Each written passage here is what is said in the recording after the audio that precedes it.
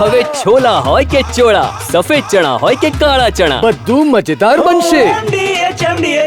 રાજકોટમાં નિર્માણાધીન બ્રિજનો ભાગ ધરાશાયી થયો. નવા 150 ફૂટ રિંગ રોડ બની રહેલા બ્રિજનો ભાગ ધરાશાયી થયો. કોરાટ ચોક પર તૈયાર થઈ રહ્યો છે આ નવીન બ્રિજ અને બ્રિજનો વચ્ચેનો ભાગ બેસી જતા સમારકામ શરૂ કરાયું છે.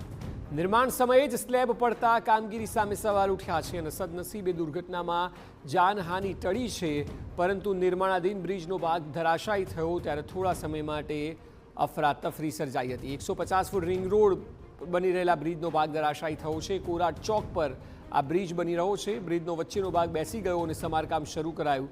નિર્માણ સમયે જ સ્લેબ પડતા કામગીરી સામે સવાલ ઉઠ્યા છે. જો કે આખી દુર્ઘટનામાં જાનહાનિ ટળી છે, પરંતુ સવાલ અનેક ઊભા કરી રહ્યું છે. બ્રિજની ક્ષમતા સામે ગંભીર સવાલ થવા પણ સ્વાભાવિક છે. તાત્કાલિક ધોરણે સમારકામ પણ શરૂ કરવામાં આવ્યું છે. અહીં મહત્વની વાત એ છે કે જો બ્રિજ બની ગયો હોત અને અવરજવર હોત તે દરમિયાન આ ઘટના ઘટી હોત તો મોટી દુર્ઘટના સર્જાઈ હોત. 150 ફૂટ રિંગ રોડ પર આ બ્રિજ બની રહ્યો છે અને તેની નિર્માણ કામગીરીમાં મોટી ઉણપ ચોક્કસ કહી શકાય કે જ્યાં બ્રિજનો વચ્ચેનો ભાગ બેસી જતા સમારકામ શરૂ કરાયું અને નિર્માણ સમયે જ સ્લેબ પડતા હવે કામગીરી પર સવાલ ઉઠાવવા ખૂબ જ સ્વાભાવિક છે. સદનસીબે દુર્ઘટનામાં જાનહાનિ ટળી છે, પરંતુ મોટી જાનહાનિ થઈ શકી હોત જો બ્રિજ બની ગયો હોત અને ત્યારબાદ કોઈ ગડબડ સર્જાઈ હોત તો. રાજ્યમાં બ્રિજની ગુણવત્તાને લઈને હંમેશા પ્રશ્નો થયા છે, ચાહે અમદાવાદમાં હાટકેશ્વર બ્રિજ હોય કે હાલ બની રહેલ સુભાષ બ્રિજ કે જે બંધ કરવામાં આવ્યો છે, ત્યારબાદ તેનું કામકાજ ચાલુ થયું છે અને 2-3 વર્ષ પહેલાં મોરબીની દુર્ઘટના પણ સૌ કોઈને યાદ છે. એટલે જ્યારે પણ બ્રિજનો મામલો આવે ત્યારે સ્વાભાવિક કે ગભરાટનો માહોલ લોકોમાં જોવા મળતો હોય છે.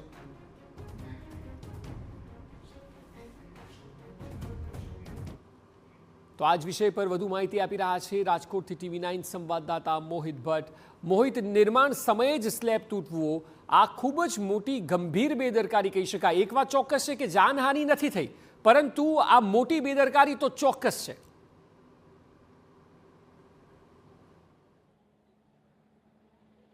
સ્પષ્ટપણે અક્ષય, રાજકોટનો નવો 150 ફૂટ રિંગ રોડ કે જે નવો ડેવલપ થઈ રહેલો વિસ્તાર છે અને રાજકોટ અર્બન ડેવલપમેન્ટ ઓથોરિટી છે એટલે કે રૂડા છે તેમના દ્વારા જે રાજકોટથી એટલે કે જે સાપર ઇન્ડસ્ટ્રીયલ વિસ્તાર છે ત્યાં જવા માટેનો આ મુખ્ય રસ્તો છે અને તેને 4 લેન બનાવવાની કામગીરી છે તે ચાલી રહી છે. આ જ કામગીરીના ભાગરૂપે અહીં જે એક બ્રિજ છે તે તૈયાર કરવામાં આવી રહ્યો હતો, પરંતુ આ બ્રિજ છે તેનું નિર્માણ કાર્ય ચાલી રહ્યું હતું. ત્યાં તે દરમિયાન જ સ્લેબ છે તેનો ભાગ છે તે નમી ગયો હતો, તે ધરાશયી થયો હતો અને તેને કારણે જ એક મોટી દુર્ઘટના છે તે ટળી હોય તેવું સ્પષ્ટપણે લાગી રહ્યું છે. જે પ્રકારે જે કહેવામાં આવી રહ્યું છે, જે અહીંના એન્જિનિયરો છે તે કહી રહ્યા છે કે જ્યારે આ સ્લેબની કામગીરી છે તે ચાલી રહી હતી તે દરમિયાન એક જે ટેકો છે એટલે કે જેના પર આ સ્લેબ છે તે ઊભો કરવામાં આવી રહ્યો હતો તે ભાગ છે તે ધરાશયી થયો હતો, થોડો નમી ગયો હતો અને ત્યારબાદ અચાનક જ સ્લેબ છે તે તૂટી ગયો હતો. અને સ્લેબ તૂટી જવાના કારણે જે કોન્ટ્રાક્ટર કંપની છે તેમના દ્વારા આખો બ્રિજ છે તે અત્યારે જે ધરાશયી કરી દેવામાં આવ્યો છે, તોડી નાખવામાં આવ્યો છે અને સમારકામની કામગીરી છે તે શરૂ કરવામાં આવી છે. સવાલ એ વાત તો થઈ રહ્યો છે કે જો આ કામગીરી છે તે નિયમ પ્રમાણે થતી હોય, જે પણ તેમના જે પેરામીટર્સ હોય તેના પ્રમાણે થતી હોય તો આ બ્રિજ ધરાશયી કઈ રીતે થયો, કામની ગુણવત્તાને લઈને પણ સવાલો છે તે ઉઠી રહ્યા છે. એન્જિનિયરો છે તેની સજાગતાના કારણે જરૂરથી એક મોટી દુર્ઘટના છે તે ટળી છે, પરંતુ હવે રાજકોટ એટલે કે રૂડા છે તેમના દ્વારા આ અંગે તપાસ કરવી એટલી જ જરૂરિયાત છે. કયા પ્રકારની મટીરિયલનો ઉપયોગ કરવામાં આવી રહ્યો હતો તે અંગે પણ તપાસ કરવી એટલી જ જરૂરિયાત છે.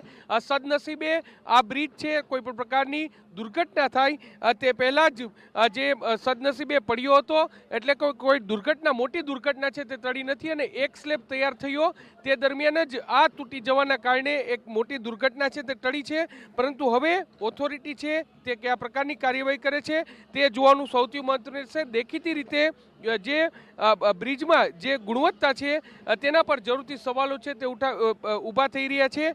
ત્યારે જરૂરથી જે રૂડા છે તે આ સમગ્ર મામલે કયા પ્રકારની કાર્યવાહી સર્વે કરે તે જોવાનું સૌથી મહત્વનું રહેશે. હાલમાં તો જરૂરથી એક નિર્માણાધીન બ્રિજ છે તે ધરાશયી થયો અને તેને કારણે જ જે અધિકારીઓ છે તે પણ દોડતા જોવા મળી રહ્યા છે. જી અક્ષય. મોહિત, સાથે મહત્વનું એ છે કે આ ઘટના ઘટી ત્યારબાદ પણ અમે દ્રશ્યોમાં જોઈ રહ્યા છે કે પેરેલલ પણ એક બ્રિજ છે કે જેમાં અવરજવર ચાલુ છે. તો અત્યારે અધિકારીઓ દ્વારા, એન્જિનિયરો દ્વારા શું પગલાં લેવાઈ રહ્યા છે કે જેના ભાગરૂપે બાજુના બ્રિજને પણ કોઈ નુકસાન ન થાય, એ સિવાય ઓવરઓલ પણ કોઈ મોટી સમસ્યા આવનારા સમયમાં ન સર્જાય તે માટે?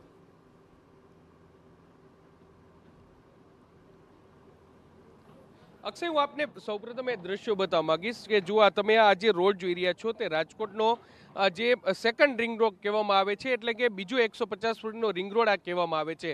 અને અહીં જ જે બીજા દ્રશ્યો તમે જોશો કે 4 લેનની કામગીરી છે તે ચાલી રહી છે. આ જ 4 લેનની કામગીરીના ભાગરૂપે અહીં જે નદી વિસ્તાર આવેલો છે તેના પર આ બ્રિજ છે તે તૈયાર કરવાનો હતો. આ બ્રિજ છે તે ઊભો કરવામાં આવી રહ્યો હતો, પરંતુ આ બ્રિજ છે તેનું સમારકામ ચાલી રહ્યું હતું. તેના પિલ્લોર છે તે ઊભા કરી દેવામાં આવ્યા છે, પરંતુ તેની સાથે સાથે જ્યારે આ પિલ્લોર છે તેના પર જે સ્લેબ છે તે તૈયાર કરવામાં આવી રહ્યો હતો તે દરમિયાન, એટલે કે ગઈકાલે બપોરે અહીં સ્લેબ છે તે ઊભો કરવામાં આવ્યો. અને સ્લેબ જ્યારે ઊભો કરવામાં આવ્યો ત્યારે અચાનક જ જે સ્લેબનો એક તરફનો ટેકો છે તે નીચે પડી ગયો હતો, એટલે કે નમી ગયો હતો. અને જે ટેકો નમી જવાના કારણે વચ્ચેના ભાગથી આખો બ્રિજ છે તે નમી ગયોનું સામે આવ્યું. અને તેને કારણે જ આ એક સદનસીબે દુર્ઘટના ટળી છે, કારણ કે જો કોઈ મજૂર નીચે કામ કરી રહ્યા હોત તો કયા પ્રકારની કાર્યવાહી, તો શું પરિસ્થિતિ થાત તેનો અંદાજો છે તે લગાવી શકાયો હોત.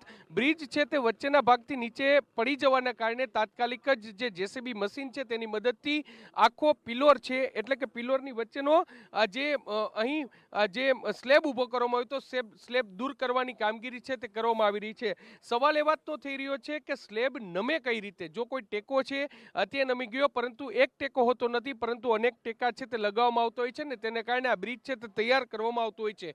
પરંતુ અહીં જે પ્રકારે જે ટેકો નમી જવાના કારણે આખો વચ્ચેનો ભાગ છે તે બેસી ગયો, ત્યારે કામની ગુણવત્તા છે તેની સામે સવાલો છે તે ઊભા થઈ શકે છે. અક્ષય, હું અહીં જે કોન્ક્રીટનો ઉપયોગ કરવામાં આવતો હોય છે, કારણ કે જ્યારે પણ કોઈ બ્રિજ છે તેનું નિર્માણ કાર્ય છે તે કરવામાં આવતું હોય છે ત્યારે કેટલાક સિમેન્ટને લઈને, લોખંડને લઈને તેમાં કેટલાક પેરામીટર્સ છે તે નક્કી કરવામાં આવતા હોય છે. ત્યારે આ બ્રિજ છે તે તૈયાર કરવામાં આવી રહ્યો હતો ત્યારે તેમાં કોઈ પ્રકારના પેરામીટર્સ છે તેનો જે નિયમો પ્રમાણે તેમની કાર્યવાહી થઈ હતી કે કેમ તે એક તપાસનો વિષય છે. કારણ કે ભૂતકાળમાં ગુજરાતમાં અનેક જગ્યાએ બ્રિજ છે તે તૂટી પડવાની ઘટનાઓ સામે આવી છે, અનેક લોકોએ પોતાના જીવ પણ ગુમાવ્યા છે.